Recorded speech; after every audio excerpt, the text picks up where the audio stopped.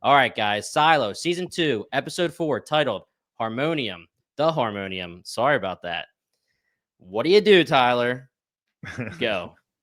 Well, we continued our trend of going between Silo 17 and 18. Both have different exciting things happening in them. We got to get more information on Solo. We got to see Jules continue her streak of being the engineer that Jim would draft. I would draft her. Now making a scuba suit and adding that to her repertoire. While meanwhile, we got to see a little bit more of the ongoings in our silo, culminating in the murder of Mary Meadows, which we could sit here we could sit here and go nuts about how we knew our boy, the least interesting sex spy in the world, Coop, was getting cut last episode. But no one on this pod that hasn't read the books, mind you, knew that Meadows was going to bite the dust. But I think that led us with not only an exciting conclusion where we have our heroes from Mechanical being chased down the silo, but it also left us with a lot of different things to talk about just in what Meadows' impact was and what Meadows was actually doing before her death. So I want to get into that first. Jim, I'm going to kick it to you. How surprised were you on a scale of 1 to 10 when Bernard took out Meadows? Yeah, so when Bernard took out Meadows, I'm going with a solid 9-ish, man. Mm-hmm. I was not expecting her death. Obviously, as the episode went on and he invites her over for dinner and we're in the moment, then the 9 went to 8, 7, 6, 5, 4 because, they're eating and you're just expecting something bad to happen. I don't know if I necessarily was going to say poison, but I thought maybe he would just have Bobby Sims come in with some raiders and take her somewhere and maybe take her out. So not that I guessed it, but putting money on the board, I would not have guessed that she was going to be dying this early in this season. So that was a big shock to me. Mary Meadows, our resident superhero. That sounds like a great superhero alter ego name. Well, and Jim, to that point, and Dave, what I want to ask you is, I think now that we know Mary Meadows, Judge Meadows passes in episode 4, it shines a totally different light on everything that she does this season. So I want to ask you, what are your thoughts on her interactions with people like Lucas and people like Billings throughout this season? And what do you think her impact is going to be moving forward? That's a great question because especially with Lucas, I was very confused on the interactions. I think this episode, quite a few times, I was a little stumped on some of the character interactions, and Lucas was definitely one of them. I think indirectly, Judge Meadows in her passing has now set up for an even larger, different rebellion than what the silo they are in is used to. So we obviously, the other big reveal being that there have been multiple rebellions in Silo 18. We only were under the assumption that there was one. But now that we know there were multiple, that changes things a lot. And I think Judge Meadows indirectly like feeding Lucas that information about the stars and her feeding Billings suspicions on the IT department and all of the top side, if you want to call it. So I think I don't know if she directly planned to make them more rebellious, but I think she is fueling a fire that she is not going to be here to see with her passing. No, I think that's a great point. Before we go on, because were there multiple? I thought that they're talking about the one that happened 140 years ago is the same one that they're always talking about, the rebellion that happened 140 years ago. So my take on it was when Knox is downstairs in the down low, and he's talking about the different reasons for rebellion starting. Oh, okay. Yes. Apologies. No.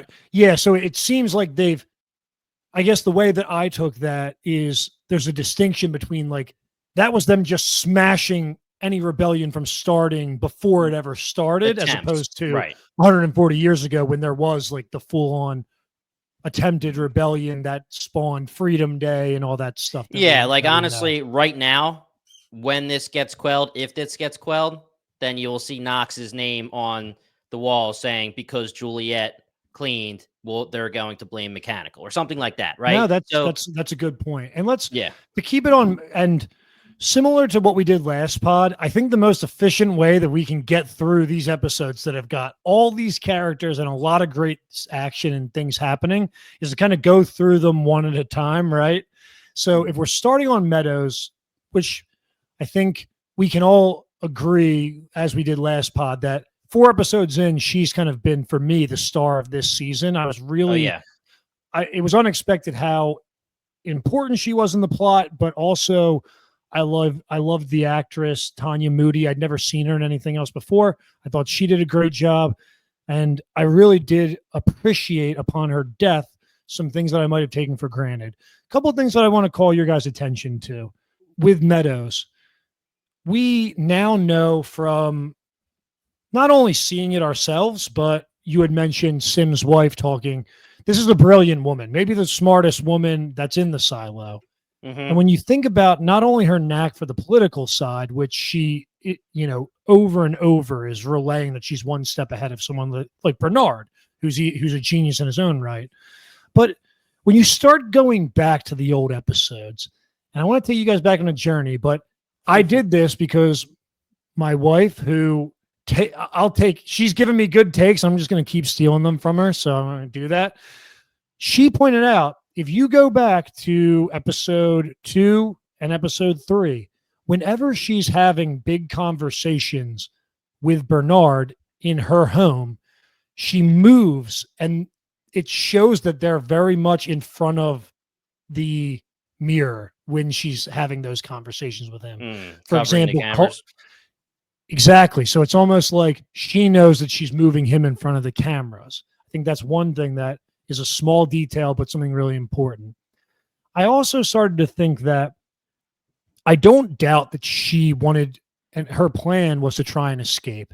But upon her death, and the fact that she was looking for things like the poison and stuff like that, I got the sense that she kind of knew that this route she was going maybe only had a 10-15% chance of working. Yeah. Mm-hmm. And intentionally, she was lighting the match and throwing, however you want to say it. But she was stoking the fire of doubt that existed in people like Billings and like Lucas, and placing them. I didn't want to talk too much about the fact that Lucas is going to the mines, but whatever. That's another win. another win for another me. W. But to that point, she's almost gearing up allies in Billings and someone like Lucas, and giving them, not only spreading the doubt that they have, but giving them more information purposefully and planting them in a way that is, that in her mind, now that she's gone, what happens if the rest of the silo finds the videos where she's talking to Bernard and Bernard is admitting that Juliet didn't ask to go out, or Bernard is admitting that he ran a play and had hecklers staged. And I just got this feeling that her death was really more noble than I expected it to be. She didn't, she obviously wanted to get out, but I don't think that she was, if she's a smart person, I don't think she was calculating that she would necessarily get out. And she was hedging her bets with all these moves that she's been doing behind the scenes, which really resonated for me. I had a lot of respect for her. Yeah, I completely agree with all that. And I also, I agree with you that Meadows ended up being a more strong character this season than I could have ever imagined. And I ended up really liking her character for sure. And even with her death in episode 4, I don't think this will necessarily mean the end of her character. I mean, we might not actually see Meadows on screen anymore, but she left behind so much, like you're saying, with Lucas and Billings and Knox. And we even have more of her story that has yet to be told still. She retired, or whenever she resigned from being Bernard's shadow, she went somewhere and refused to tell Bernard where she went. And that's going to be a big component. We know she knows about the message that was on the hard drive about the Salvador Quinn guy from the Rebellion 140 years ago. So while she herself might not make more screen appearances, her name certainly is going to live on and is going to be a vital part of the story going forward, which I truly love because Meadows has just been such a great character this season. I think that's perfectly said Good by the point. both of you guys. Very great points. And to both of your points, when it comes to Billings and Lucas, they were purposely chosen. You're not going to be Meadows and pick somebody that will be blindly rebelling. You want Mhm. somebody that you can quote unquote trust to want to gain this knowledge and maybe not necessarily in a violent way. She's not trying to destroy this silo. She's trying to just get the knowledge out there, right? So Mhm. someone like Lucas, he's not a violent person, but he's somebody that's inquisitive, and she tested him. When she asked what's up there, what are those little lights? And he started giving her the right answers based on just conjecture. Yes, it was confusing, Dave, because she was like, oh, sweet. By the way, get the hell out. You're going to the Yeah, mines. I want to break It's this down still, more, yes, definitely. it's still planting the seed because she told him, yes, you're correct. This is the Mhm. answers. This is their stars and blah, blah, blah. And Billings too. Yes, he's a deputy, or is he the sheriff technically now, right? He's the sheriff, right? So Yeah, I mean, well, I think Yes. Sims is acting sheriff, but yeah. So either way, sheriff, yeah. yes, he is a man of the law, but he's not a violent man of the law, right? He has some power and he can wield some of it to maybe get some more knowledge, but he's not somebody, and I'm sure she knows this because he was part of judicial. She knows that he won't be somebody that's just going to blindly just start a rebellion and violently and destroy the silo. Two people that will continue to gain more knowledge and to get the answers. I agree. I think she's going to be a major part of this story. Maybe we'll get some flashbacks, but for the most part, she's going to just be known for the rest of this story as someone that increased the chances that the knowledge will get out. And so with her conversation with Lucas, so we're all on the same page that she did that on purpose to kind of plant those seeds of, what you're believing in is true. And she says to Bernard afterwards, like, oh, that guy, him. Obviously, Lucas won't last 5 years in the mines. That was her that was a throwaway line from her. Like She's like always she one step plans ahead for of him to live. everybody. Yeah, Like she I think that just speaks to her cunning, right? Yeah. Because she's having her cake and eating it too. She knows that she can get the guards to leave her and him alone for a short amount of time. And to Jim's point, and I took it as she's almost testing him, right? What do you Yep. why do you want me here? What do you think you know? And then when he says, I think that we're part of a big marble and it's spinning, she is almost like, you can see her eyes light up because she's almost like, there, you've reached the next step. So now I'm going to explain to you. Now I'm going to, as fast as I can before I have to call these guards back in to not arouse suspicion, I'm going to talk to you about stars, radiation, revolutions, the fact that the earth revolves around a sun that is one of millions of stars. And that's like, in her mind, potentially giving him the fuel that he's going to need to live in the mines. But Okay, meanwhile, cool. with her cunning, she can say to Bernard, look, we want to look like we're giving people the benefit of the doubt. And you and I both know, it doesn't fucking matter. It's like, cool. she's just constantly, That's kind of where I was at, but I wasn't riding that line. yeah, I wasn't too confident with it because because she is such a complicated character, but I'm glad we cleared that up. That was definitely one of my questions for this pod.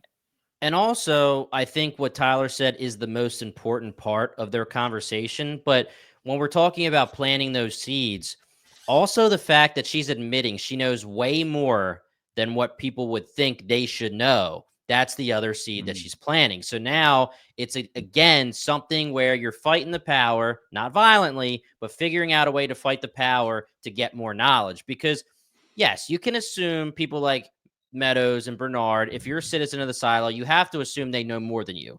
But they always play it off like they pretty much know nothing. Like, we don't know why it's inhabitable out there. We don't know why we can't go out there. We don't know why it's poisoned or whatever it is, but we know that we can't go out there. Like, things like that. They act like they don't know as much as they do, because you know that if they say they do, people will fight for more, right? So she's giving that to him as well. And it's funny, just to, as we start to kind of segue from Meadows to some of our other characters, obviously there's a lot happening in these episodes, but sometimes there's just long periods of like vibes and like watching, Jules muck it up. And then all of a sudden there'll be like so many important words spoken in like 20 seconds. Like, so when Meadows is dying, just to put it all out there, when she realizes that she's poisoned, she's like, do you have the hard drive? He's like, I destroyed it. What's on it? They're going back and forth. They're like, Salvador Quinn, head of IT 140 years ago during the rebellion, the main rebellion that we always talk about, the created Freedom Day. He created some type of code. You deciphered it. She doesn't tell him what it said, but we know that 25 years ago, she hypothetically deciphered a code from the director of IT that presided when there was an attempted rebellion. She was gone for 4 days, came back and put in notice. Yep. Now, to tie this all together, 25 years should, if it's not already, be ringing out to you guys as it's ringing out to me, because 25 years ago is also when Walker says that she stopped going outside. Yes. And she broke it off with Carla. And we also know that Walker wasn't just like always in mechanical for her whole life. Like, she had some other post. That's why she knew about the Flame Keepers and all this different stuff. Right. So this is more just me sticking it out there because I don't have the answer for it.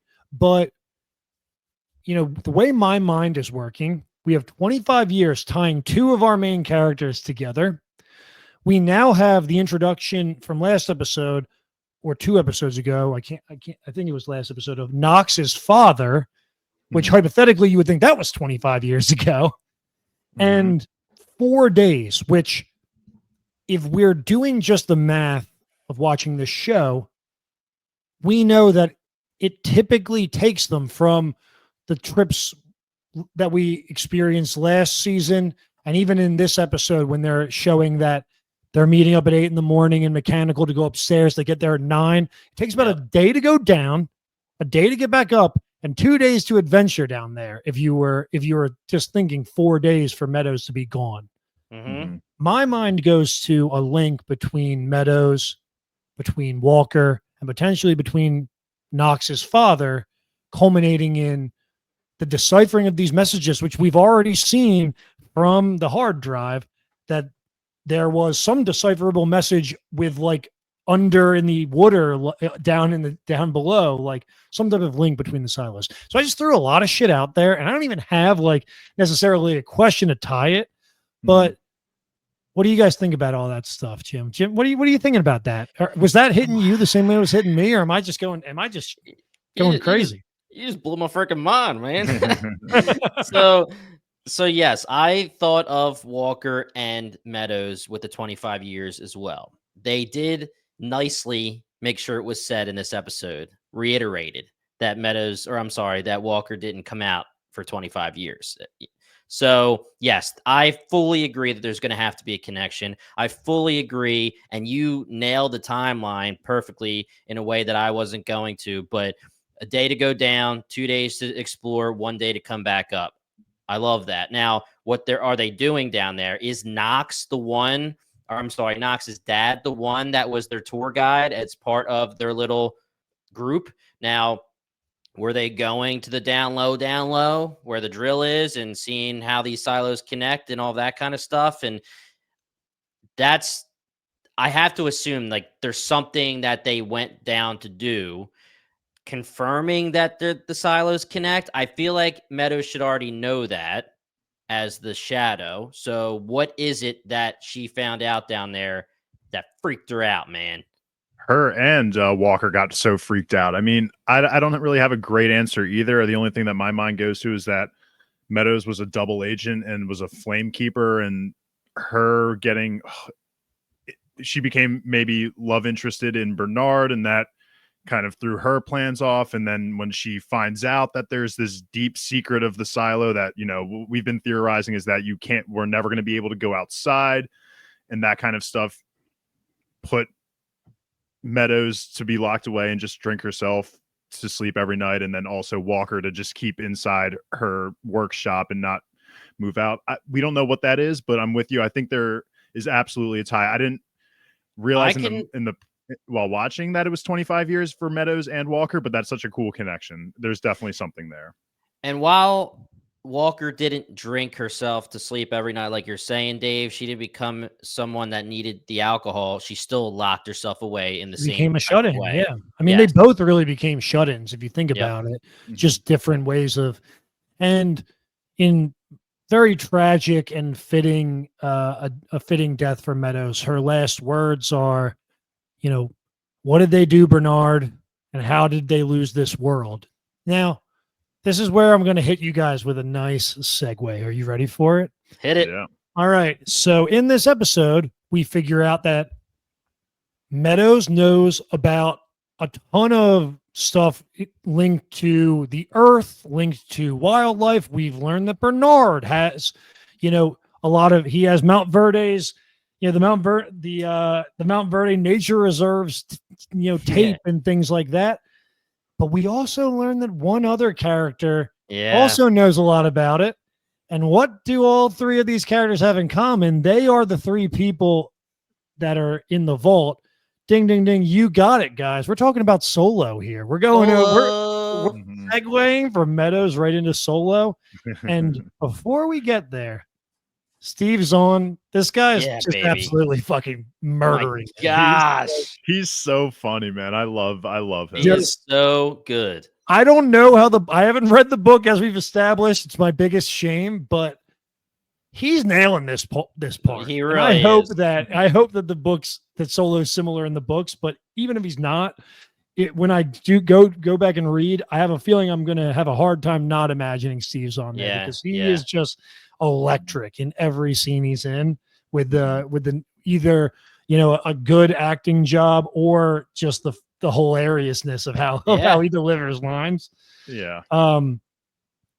What were your big takeaways from Solo in this episode, Dave? Oh, he's got some dirty secrets. This is why this was my favorite episode probably so far of the season, because not only we get the twist with Meadows getting poisoned, we also have Jules and Solo here. And while the whole story of the episode is them just trying to get the fire suit, we get these little quotes and moments that they really scream out to you. And one of them obviously being that this was another one that confused me, so I'll have you guys help me break it down. But the one being that Jules asked about his eye, he refused to respond about it. And then the second being that Solo was in this level B classroom with a girl who was at the time 11 or 12 during the rebellion. And Jules questions him, but I don't know why she questions him, essentially. So I don't know what the scare was supposed to be there. In my head, if Solo was also 11 or 12 before becoming like a shadow, it would make sense that he'd be in school. But I guess it was at the same time of the rebellion. So yeah. And Jim, do you mind if I jump in here with my thoughts? Jump in. Yeah. Well, and what I say to that, Dave, which is interesting, is like traditionally we operate and watch the show from the mindset that Jules either knows more than us or is learning what we know, like almost in rapid succession. Right. But the one thing that Jules is in the dark with, because of Solo and the relationship with Solo, is she really doesn't have the context of when the rebellion happened, what's going on, how long this guy could have possibly been in captivity in the vault. Okay. But we know as the viewers that over 25 years ago it happened. So I think it makes total sense for us to be like, oh, he was in this classroom because he was a kid when the rebellion happened. And that makes total sense. But Jules doesn't have that context. And I do think that he's kind of hiding it, because it would also, you know, he is like traumatized. We mentioned it in episode 2 when we met him, but he is very childlike. We didn't hit it home last, and he's clearly lacking social skills, because hypothetically we know he was in a vault for 25 to 30 years by himself, right? Yep. And I do think that he's kind of operating with this anxiety and trying to almost shroud like his background in some secrecy so he can stay on the same step as Jules, because he's clearly afraid that she he doesn't trust anybody, right? He Right. fears that Mhm. she did something to the vault in later in the episode. So I think he's intentionally trying to keep himself a little bit shrouded in mystery, not because of some devious plan, but because he's a kid. He's like, fuck, I don't want this woman to know that I'm like essentially a 12-year-old. like, And that kind of goes into the eye too. Like if he was just a child when he was trying to lock himself into the vault, and there are these people and we obviously know that he cares a lot about the vault being locked at all times. So maybe there was a point where he was just a kid. These crazy people were trying to enter the vault. They hit him over the face with something and damage his eye, and it's just something that he doesn't want to talk about. There's just so many things, but there is definitely a lot of mystery around Solo, which is just amazing because he's not as surface level as you'd think he would be. Yeah, so let me ask this question here. There's two big questions. Number one is, how old do we think Solo is? And let me ask number two first. And number two is, how early are shadows chosen? Because we do know that he was the shadow. Now, that would mean that he either is a child chosen as a shadow and wasn't really learned in everything until he was locked in the vault and learned it later, or he's older than we think, and maybe the timelines don't actually match up with them being children at the same time, and he's 50 and he was 25 as a shadow when this happened. I mean, I fully agree with you, Tyler. Like, whatever it is, I mean, Steve Zahn has freaking killed it. Like, he's screwed up, right? He's getting sketchier and sketchier as the episodes go on, and you're seeing it. He's craving attention, but he's very untrustworthy. He wants to blab about things that he thinks are cool, but at the same time doesn't want to give too much about things that he thinks are important. Like, he is trying to stay even-keeled when it comes to Juliet. He wants to impress her. He wants to talk about these elephants and the circus and all of this stuff, which we know, like you said, he's a shadow, so he would know that kind of stuff, right? And and not to cut you off, but like we're programmed to be like, as we were, with Wilkins last year, we're like, what's this guy's deal? What's he going to do? But like everything that you just described would describe my 12-year-old niece very similarly. Right. Yeah. And I think so. Where I'm going to go with this is when this was happening, kind of the first thing that I wanted to go back and rewatch was that first scene in episode 1 of this season, because I'm with you. I was like, I remembered that the guy that we could assume was the head of IT, like, says to a guy, get to the vault and all this stuff when all the shit's going down. But he's talking to, like, we know that it's not Silo, we know that it's not Solo that he's talking to at that point in time. Right. And then the scene that we couldn't understand really, in that scene that we couldn't understand is when it's showing the leader of the rebellion, who we can assume is the leader of Mechanical, and he's got blood on his face and his wife is wiping off, and he says, my finger slipped. So you're kind of assuming he shot and killed the head of IT. But then he says, why wouldn't he open the door? And the wife says he's just doing what he's told. And I think I initially thought that they were talking about the head of IT, but now I think that Solo is the son of that guy. And they were like, why the hell wouldn't he open the vault? And she's like, he's just doing what he's told. So wait, am I making this up that it's confirmed he was a shadow? No, I think they did say at some point, or did they not? I mean, he was the shadow, right? No, I feel like they did say the shadow, but again, we don't know how every vault operates, first and foremost. So you're saying he could be the son and also the shadow, meaning like he could be a child and chosen as the shadow because it's the guy's son, and that's why he would be in a classroom at that time. Because yes, technically, he's a child who was chosen to be the shadow. And then when they're saying why wouldn't he enter the vault, are they talking about a kid that wouldn't open the vault? Exactly. It's like he said the guy has blood on his face, and he's like, I don't understand. Why wouldn't he open the vault? Right. Why wouldn't he open the door? And the woman says, and that would make so much sense. And it makes that scene make so much sense to you. Yes. And the fact that he freaks out all this time after 25 plus years, where it's his dad telling him, as well as he knows, like, he is told as a child, like, this is your only job. Protect the freaking vault.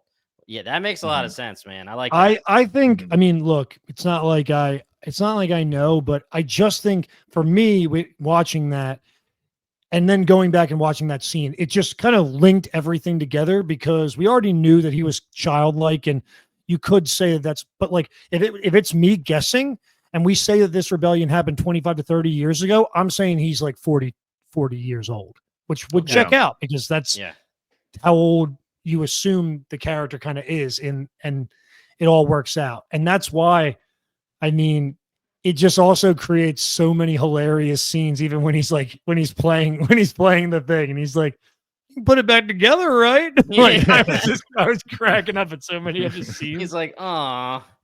Yeah, the organ going. Steph, my wife is sitting there being like, "Is this a sad scene? They're playing the organ," and I'm like, "No, it's actually kind of funny." I was cracking up. You can put it together, right? Just come over here and I'll never ask you for anything again. Like he's literally, if you just view him through the prism of like, this is a 12-year-old boy, that's how he acts in my mind.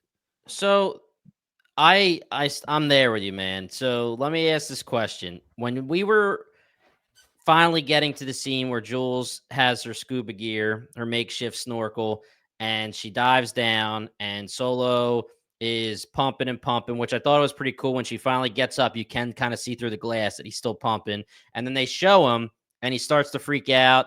And, he starts to say, "I got to get back to the vault. I got to get back to the vault." In my head, I thought he was actually going to be like thinking she didn't exist. Like he was doing it for no reason, just because she was gone. And I know that we've had scenarios where she's gone and then he plays the music to see if she'll come back and do a lot of things like that. So I, for a second, was thinking that he's like going to do one of these weird things where he's going to be like, "Oh shit, I'm pumping this. Is somebody even there? Or am I freaking out right now?" And then he just walks away and leaves her. And to your point, like, I don't want to brush over Jules because Rebecca Ferguson, the actress playing Juliet, just another my God, this woman is breaking open lockers with her elbow. Whew. Like such a physical feat that Hugh, we said it multiple times, but Hugh was definitely not overselling how physical of a performance she's got. But her end goal is that she's never going to be able to do what she wants to do, which is get back to her silo without Solo's help. And I do really, as we've gone through this, your boy loves good character development. It's for me been a really rewarding progression of them being able to work together and her kind of understanding how she can work with this individual. Yeah. I mean, she's definitely growing from him as well. I mean, she's always been one of those straight to the point, like if you're going to hold me back, get out of my way kind of person. And here she has to learn patience with Solo because, like you're saying, he's just a child, and she has to recognize that this isn't a normal person that she's dealing with, and she has to connect with him emotionally before being able to just have him do whatever she says. So she's definitely been growing as well too. And it's funny because she does know that it's very thin ice and he can just walk away or run away and slam the vault door at any second.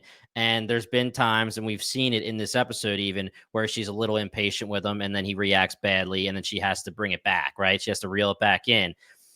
It's crazy to me, and I know she's very tunnel vision right now. She's got to get back to her silo. She's got important things to do, but it just cracks me up. He's talking about lions and elephants and circus, and she's just yeah, dude, whatever, man. Okay, Well, and to be, if we think about this with Juliet being our main character, we also think about this show as her arc in becoming a leader of a silo, hypothetically. She is really learning how to be more open and empathetic in order to get through to Solo, because she has to, break these barriers. She is a strong individual that she just wants to keep going, but she has to admit to him that she had a moment of weakness where she just wanted this to be over. She was tired. Yeah. Mm-hmm. He's not and she's scared. And yes, she is doing that because she realizes that's what's going to get Solo out of his shell. But when she's saying it, she fucking means it, right? Yeah, she does. And that's helping her grow, which in my mind is not only going to help her get out of Silo 17 and back to her own silo, but it's also going to make her a better leader when she is Yes. charged for whatever she's got to do I in was the just going to future. say that. The last thing I wanted to comment on the Jules and Solo stuff is just emphasizing the fact that we understand that Solo is desperate to always make sure that the vault is locked and stays locked and that no one's entering it. Dude, And we're kind of in sorry to this interrupt you, episode. Dave. Yeah. Let me just say, dude, Solo is totally like the people that think they like, did I shut off the stove or did I turn off the lights? Oh, Did I lock yeah. the door? I gotta He's get like- back. I gotta get back. Did I lock it? He's like, yeah, I totally locked it. Yeah. But Yeah. it makes you wonder if, because one question we've still been asking and hasn't been confirmed yet or denied is, are there other people in the silo with them? Is he freaking out because he knows that there are still people existing in Silo 17 that are trying to get into the vault, or is it just the trauma of him being a kid trapped in the vault during the rebellion and when people were trying to get in? We don't know. It's still ambiguous. There's some things that are very confusing to me, and that was going to be my next point, Dave, when it comes to, is there anyone around? It's weird to me that Solo would forget the code twice when he's trying to get back in. I understand that you can screw it up if you're maybe distraught or freaking out, whatever. But if he's only had been charged with going in and out of this vault, making sure it's closed, I don't know about forgetting it twice.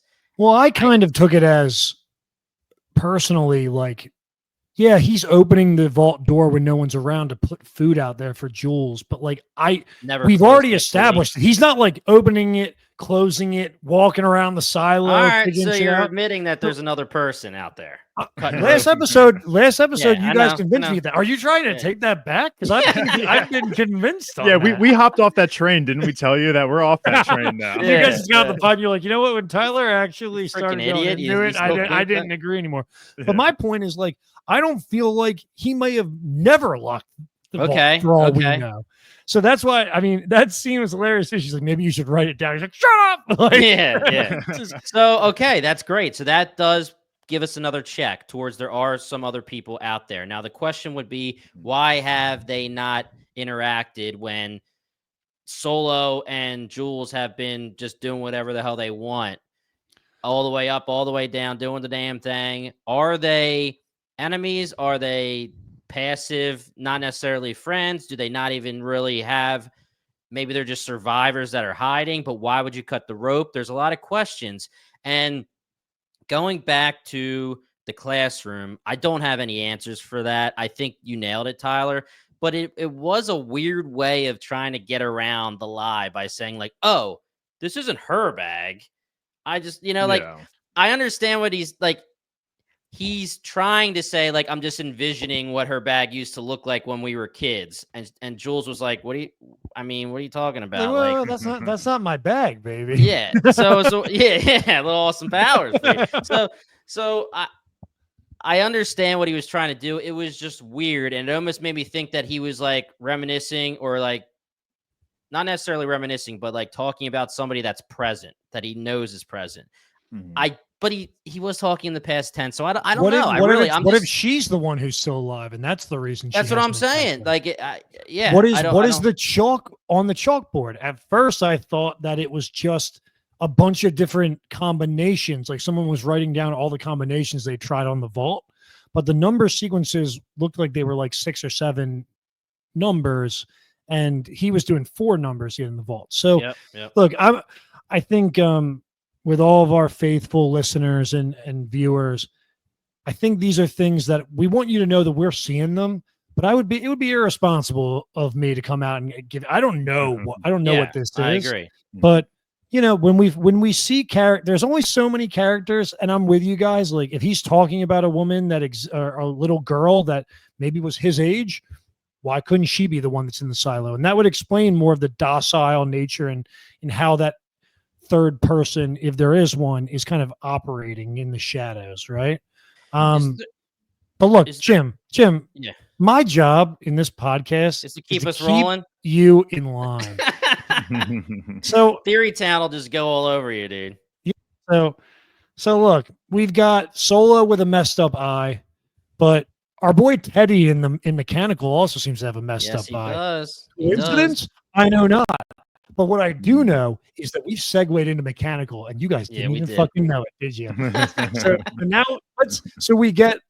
we further the unification of Knox and Shirley, and we Mhm. start by, to Jim's point, now we're seeing a little bit closer. We saw it in the first episode, all the writing on the walls down below, but now we're reading it more closely, that essentially they're figuring out, hey, there's been a bunch of times that mechanical's kind of been crushed, and it makes total sense why, right? You unite the silo against a common enemy.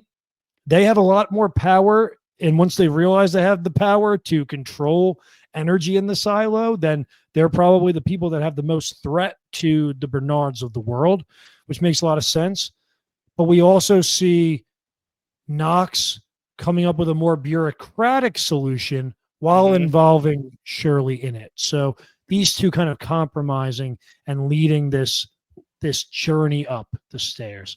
But Dave, I'm going to hand it to you because it looks like you're just The biggest question in the world, which I'm pissed I didn't ask this in the last episode, is why are we blaming mechanical? Why is mechanical? It feels So like mechanical is the most important sector of the entire silo. So why would you want to unite the silo against the team, the department that legitimately keeps the silo running at all times? I'm kind of missing that connection.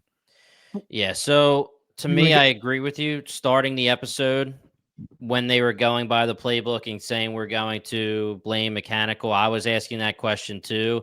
And I think there's a few parts to it, but I think the one thing is believability, and something that you can majorly make the issue for the silo that unites everyone against them is the doors, right? You can't say, hey, some of the upper level people are going to try to open the airlock doors, but you can say people in mechanical who have all the tools and are learned enough are going to rebel and try to open the doors and kill everybody, right? Mm-hmm. The doors are what is saving everybody from the outside. So what they say is mechanical is coming up from the depths of hell and rebelling and going to use their skills and their tools to open the airlock, and it's going to destroy the silo and everybody inside of it. It's just a believability thing for me. Like, it's an easy way of But then, blaming somebody. But th- then, yes, the other okay, part is, Dave, that you you then would have have no to, one working in mechanical. Like you would have no one but working in mechanical. well, Is my not point. yes, but there's not all of mechanical may not rebel. Maybe they will, but at the same time, you have to have some kind of power against mechanical, and uniting everybody against mechanical evens out the playing field. Because yes, like you said, Dave and Tyler, mechanical does hold a lot of power. They could shut down the silo. They can do this. They could do that. You have to even that out, and the only way to even that out is to have everybody against them. And so Dave, not to answer your question with a question, but if I'm a bureaucrat who's controlling the whole silo, but I'm not getting my hands dirty, and I know that in order for the silo to run, there's got to be a lot of people doing the dirty work. How would I keep that in check so that they don't overthrow me? Think about it. Meadows even says it in this episode. The ore and the metal that they're mining is one of the most important things in the silo, but no one wants to do it because it's hard and it's dangerous. So they have to make people do it who run afoul of the pact. Guess what? Mechanical island of misfit toys down there, right? We've seen Oh that yeah. with Or Jules. is she a criminal? Yeah. Yeah. Is she a criminal? They create almost this classist, racist type environment between the up top and the down low. And that's all a mechanism to manufacture a common enemy for the silo to unite against when inevitably questions come up. Okay. And it's an interesting conundrum for the people running the silo because the most Right. important people don't want to get their hands dirty. So how do you make that happen? And it seems like, the order is literally just a book of how to fuck with mechanical. Yeah, It's just like really. Bernard's like, what should I do now? He's like, oh yeah, Blame mechanical. This will get him. Okay. This'll I feel get him. much better about that because that was something I meant to bring up last episode. And I'm sitting here this entire episode, and then we get the wall, and they're explaining always blame mechanical, and I'm just sitting here, why blame mechanical? But that you're absolutely right. That makes sense. They're the that ones, helped clear the like air. they're the ones with honestly the most power outside of the people that create Mhm. the laws that they abide by. So they have to strategize on how to keep those people in line. Okay. I feel much better about that. I'm glad that we could make you feel better, Dave. I That's knew you what- guys kinda would. nice. You guys are part of here to this. coddle Part of me. this. That's all this. Yeah. Let me get you there. Therapy Let me session. let me nurse you up to the 20th floor. Nurse me, baby. Nurse me, daddy. But we have this journey up. So essentially, they're being confronted by, Jules' old executive assistant in the sheriff's department, and one of the deputies that seemed to share some like common sentiment with Holston. Yep. They're being told like, look, we can't be seen to be taking sides, but people are going to be fucking throwing shit. By the time they get up to the top, we see that like we'll come back to it in nitpicks, but like that guy with like the kimono jumping out, being like, you're not getting past me. I'm like, okay, buddy, like get back. Knox will kick his Yeah, ass, like get dude. back in line. But one of the things that this all culminates in them getting up to the top and quickly realizing that they've been set up with Meadows' death. Now, we've been doing this character by character, but you just kind of jump and piggyback off of Meadows' death.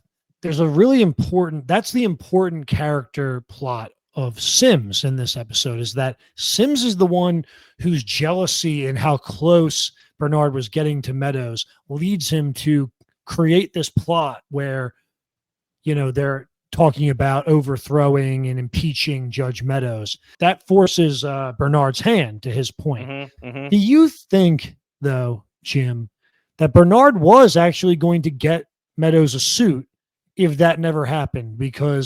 Or was it fated No. that he was always going to eventually kill her? Yeah, so I think that it was always fated, but I think he was going to try to squeeze the juice as long as he could, because whether he was taking all of her advice or not, first of all, he loves her, but also he was confiding in her and using her in a way that he needed someone to talk to. So I think, yes, it was going to happen, but maybe episode 8 or 9, not episode 4, right? But it was never going to be my theory of her getting out there and then banging on the glass with Jules. Get me the fuck in. Yeah, that was right, never, right. That was. Yes, look, when you're throwing out takes, you win some, you lose some. Yeah, right? You know what I mean? Yes. This episode, we didn't really get into it fully, but the conversations between Bernard and Meadows, where she's saying, like, you didn't bring my suit this time and blah, blah, blah. Like, they had a conversation as well about him saying, Meadows, why are you even allowing them to come talk to you? And she's like, everyone deserves a chance to talk to me. And he's like, you know what they want? They want to freaking walk out and come back in. That is literally the opposite of what they can do. We will never allow this. Well, it's basically Yeah, it's a good telling point. Meadows straight up to her face that I was never going to allow you. Now, again,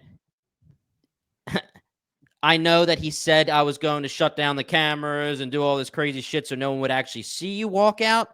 But someone like Bernard, to risk things like that, we talked about it. they You were did bring it playing a up, game Tyler. of chess. They were playing Yeah. a game of chess. You brought it up. I think it was last episode. Would he do it? And there's the part of him that loves her that made me think maybe he'll go there and maybe he'll try. But this episode destroyed that, obviously because he kills her. But really, just he blindly like followed the order, followed the pact, and just straight up killed somebody that he loved and talked to her while she was dying. Yeah, and even the last episode, even she was saying you have to veer from the pack. Like she was trying to get him already off the mindset of don't like maybe she didn't know in that moment that she was going to be a target of Bernard, but even in the last episode, she's like, you have to just forget the order. You have to do things off the dome. Like you have to create your own story here. And he's still going back to the order and is still harshly following it, even at the cost of his loved one. For someone as smart and capable as Bernard, he needs that order. It's his crutch. There's no way he would ever ever go now, away from it. I mean, there's a great scene at the end of this episode too with him and Sims where he says essentially like, I know you fucking did it, and I won't for you. I know you did the impeachment, which forced my hand to do this, and I won't forget it. And that's like, again, a great. It leads Bernard to, it leads Sims to have his speech, which sounded like, it's. I think this is wrestling. You better call somebody. Like he was like, we gotta get down there. Little road dog action. Oh, she miscalculated. But going back to our friends Knox and Shirley and Carla and Walker, who they do a cool, like they're dropping things down to shut off the lights. That was a cool. What if they hit somebody in the head, dude? It literally almost like, it almost kills Teddy at one point. He's just like, "Yo, they threw the red," and it's like, you think if it's a dome to you, if it's a foam ball, do you think that thing is gonna kill you? Because if it takes the you a second day one looked like a to fruit, walk down there. I know that they said their dogs. I thought, yeah. Well, they said the dogs were mad. Yeah, they said the dogs were mad, so I thought it was just like her dog's toys. But the second one definitely looked like an avocado or fruit or something like that. I thought that they were both apples because we know they grow apples in the silo. I thought it was a red and it didn't explode though. An apple would definitely explode. Jim, Dave, you're at the grocery store. You can only get one apple, and you've got some Granny Smith green apples staring at you. And on the other end, you've got some Fuji red apples. Which one are you grabbing? So let me just tell you guys, and if anyone on this podcast and listening to this podcast has never tried Pink Lady apples, my wife got me into Pink Ladies, and it's been a revelation. I will go Granny Smith over those two. Or a Fuji. Okay, that's fair. Well, I wasn't asking for your recommendation. Recommendation outside of it. I'm trying to just. What about you, Dave? Are you going? Who's selecting Granny Smith over a? Yeah, I'll take a Fuji apple. I'm just red over green any day of the week. I think I like them both, but I think I'm going with you, Dave, and the Pink Lady slipper. We'll figure out another time. But I will back up Jimmy though. Pink Ladies are incredible. I used to be on Team Honeycrisp all day, but then someone introduced me. I think it might have been even Alki. Pink Ladies, definitely. Yeah, I got to get involved. I'm a pretty basic bitch, but I do love some crispy boys. I want to end our conversation here talking in a little bit more detail about Billings and where his character left us. But just to wrap up Knox, and I don't know if you guys thought the same thing, but we talked in episode 2, and even in the finale of our last season. Knox wasn't really sure what I'm thinking of this guy, how he's going to go about.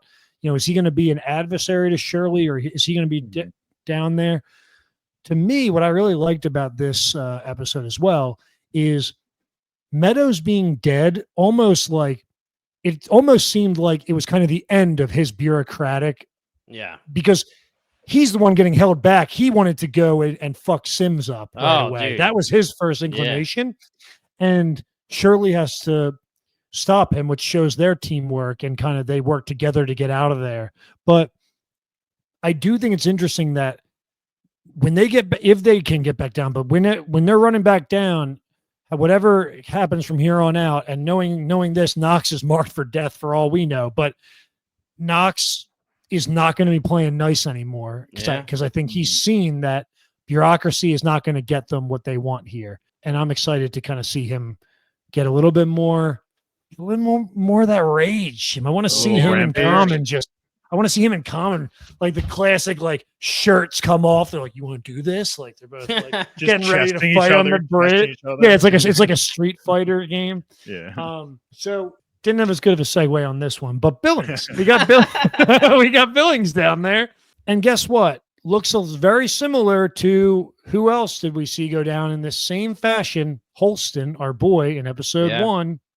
In episode 2, he's going down there doing the same thing. So we got Billings going down, working with Hank, and Dave and Jim. You guys both shout out in the last episode, like, did Kennedy get shot? And I was like, oh yeah, that guy got fucking whacked, dude. Well, doesn't seem that way if you ask me. Mm-hmm. And what do you know? Billings, who's moving as quick as Jules these days to come to some conclusions, essentially learns at the end that Patrick Kennedy, who was Jules' accomplice, is the one that threw the firebomb down there. And now his body and Coop's body are both missing. What do you think? Yeah. What do you think that's going to lead us to, Dave? I was just about to ask. I don't know what the significance of having the bodies are. So I understand for Patrick Kennedy, if he's alive, because Holston makes the point that he thinks he gets shot maybe in the heart originally, but then kind of realizes that he got shot between the chest, which is probably a more Hank, survivable to me, I wound. took it as like Hank was just like, actually, I don't fucking know where he got shot. Yeah. Okay. Yeah. So and even when if I he got went shot back at and all, did my Been on second Cooper watch of episode 3, I don't think he did get shot. yeah, because I think it looks at first I thought it looked like it. You guys, missed I too. think you guys were right. I think they only hit Coop. The best sharpshooter. Yeah, that to me, that's where I was kind of like, why did he miss so bad on that first shot? But how I took it when he was saying he got shot here was I thought the marksman was so good that he was purposely aiming for a spot that Patrick Kennedy would live. But yeah, he also, either way, regardless, Patrick Kennedy's alive. I don't know if whether he got shot or not is to be determined. But yes, they rolled off with both the bodies. So Patrick Kennedy makes sense. If he's alive, they would want to talk to him, or at least, get him out of the public view, obviously. Yep. But why they would take Cooper's body, I don't really understand, because if he's actually dead, he's dead. Like, we can hold us. Well, maybe Cooper's body being taken is just like standard practice. Somebody dies, someone comes and takes them. Based on how they were. Well, it was a confusing scene, I will say, for me. But they did keep coming back and crystallize it at the end when Billings is like, "What did the guy that's no longer here look like?" And she gives the description of Kennedy. And it makes sense because that's why Judicial took him, because they know that someone like Billings would eventually put 2 and 2 together, that this person is, they need to get, if he's alive, they need to get him out and back to the mask as soon as possible. And if Patrick Kennedy's alive too, is now Sims going to hold up his end of their deal where he's going to give him the medicine, or is he just going to send him the mine? Is he mines now? Like, execution? Like, what's his? Yeah. So, like you guys were saying, I think that they stole Patrick Kennedy in the middle of the night when no one could see them steal, and then they come the next day and act like someone screwed up. So, we came here for a body. You don't have the other one. We're taking the other. They're just acting like they're playing by the rules. If he lives and he's under guard by the people down low, they could get him to talk.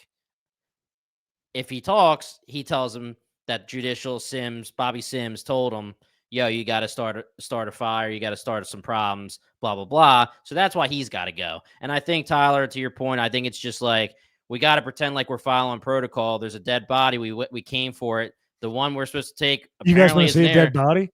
Yeah, you guys want to see a dead body? They just freaking grab it and roll. Coop, I don't think his actual body means anything. It's just they're just trying to make it seem like they're doing something that makes sense.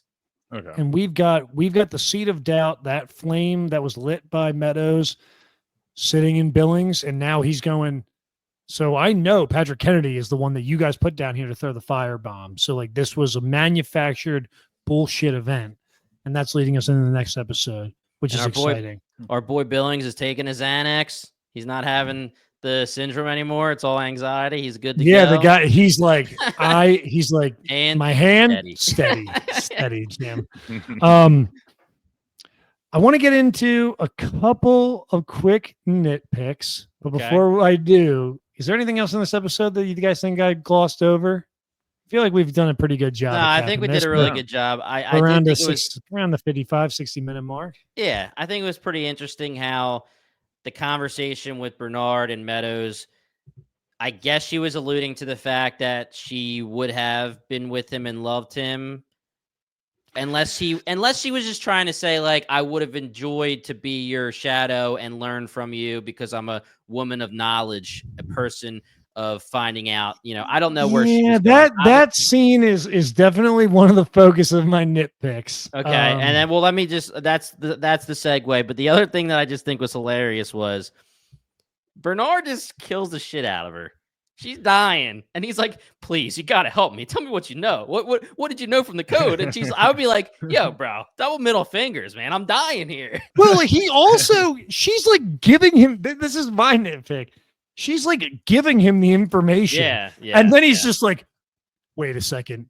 Let me put this Oculus on you and instead show you." It's just like it's just such a strange scene to me where he's like, what did you decode? And she's like, oh no. And he's like, okay, fuck that. Here's the Oculus. I don't need to know, actually.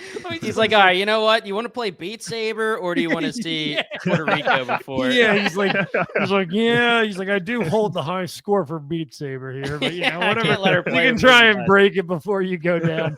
I was just, I think That's like, amazing. I don't want to bring too much attention to it because I think it was just more like the director is trying to get all this information in while also having that like more heart touching moment to show you. I kind of took it as like they were actually in love at some point, and whatever she learned kind of just threw that all out of whack, and that's kind of them rekindling it in her last breath. But I was also like, no, that was just a little strange to me. Yeah. The only other one, and it's not really a nitpick, but I love the scenes that of Jules doing all of these like cool things, but like I'm kind of not really giving a shit anymore when it's like, oh no, she can't get the weight above, and she's gonna drown. I'm like, what are we doing here? Like, I know she's not gonna fucking. Yeah, the fake outs are definitely getting to me a little bit too. Like when her the weight is trapped in the door and she's struggling to get up. It's I like thought we don't need this season tension. 1, episode 1, the mystery of who cut the rope, that was effective, and it's not like you think she's gonna die because she's not really struggling too much, and then she finds a thing to float on. But this, I was like, honestly, do you need?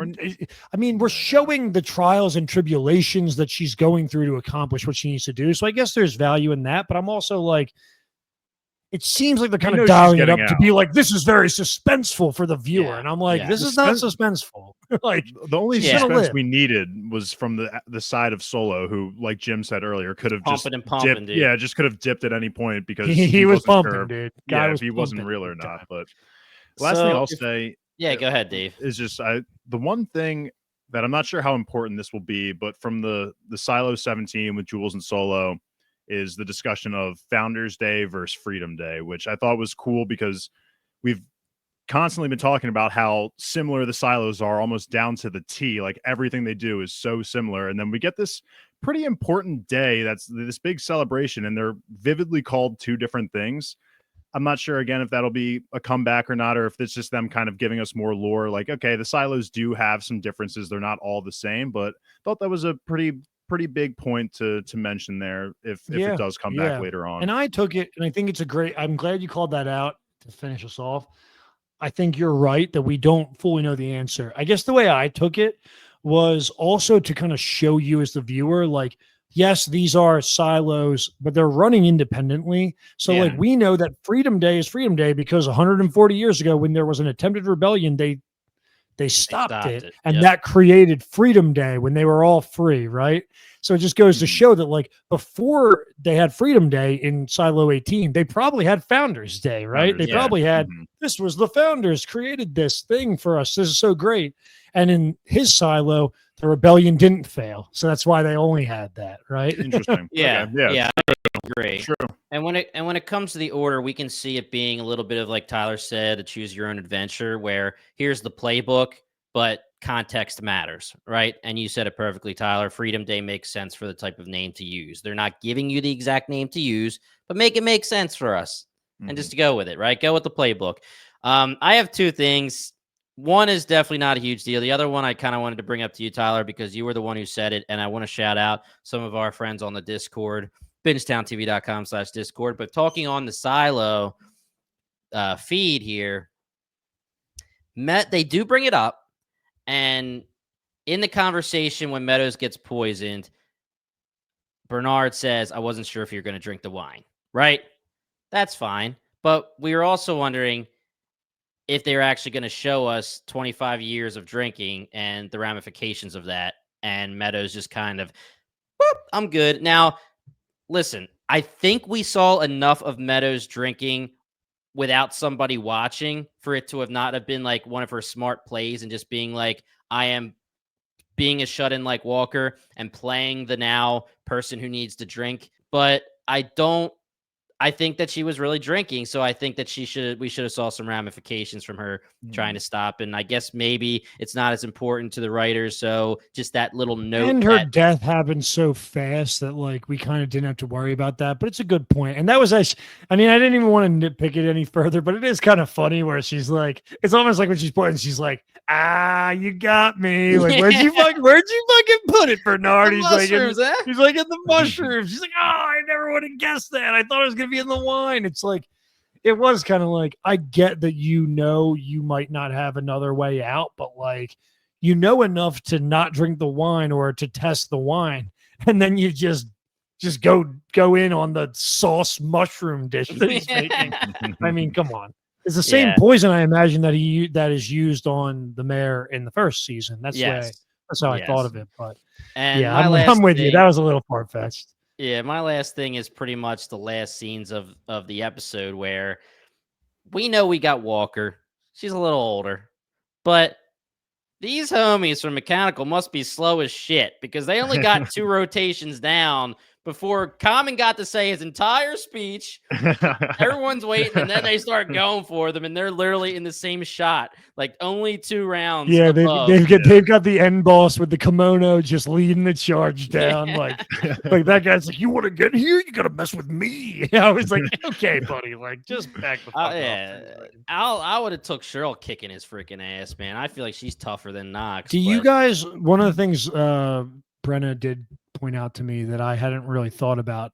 Do you put any stock in the fact that they kind of are continuously keeping Walker separate from, like, they keep Walker and I believe her name, Carla is her name. They keep Walker and Carla in a cell together that they're monitoring. They don't let Walker and Carla come in to see that Meadows is dead.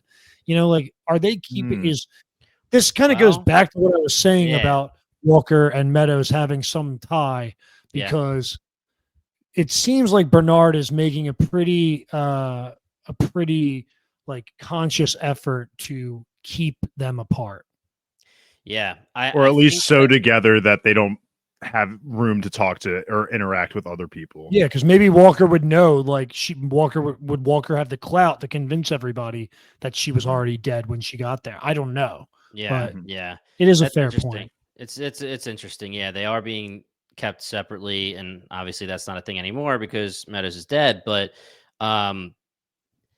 Bernard obviously doesn't know what she did for those 4 days, and the connection is during those 4 days. So I'm not sure, but he could know that there's a connection between the two of them, and he just doesn't want them in the same room. So I could see that. Well, look, guys.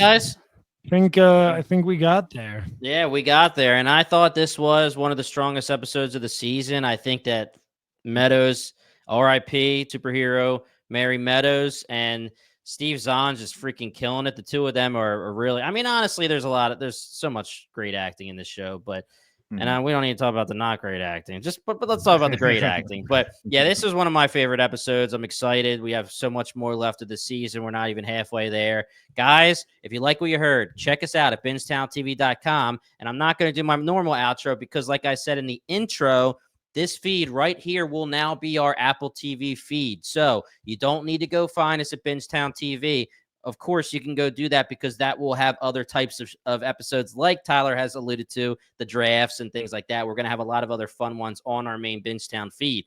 But this feed right here is our Silo feed. It's our Dark Matter feed. It's our Masters of the Air feed. It will be our Severance feed. Tyler, we will be dropping the Pitch Town that you did for Severance Season 1, Episode 1. That will be on this feed. So if you love hearing from Tyler, boom, that it's going to be on this feed. This will be our Apple TV Plus feed. So hit that subscribe button and stick with us.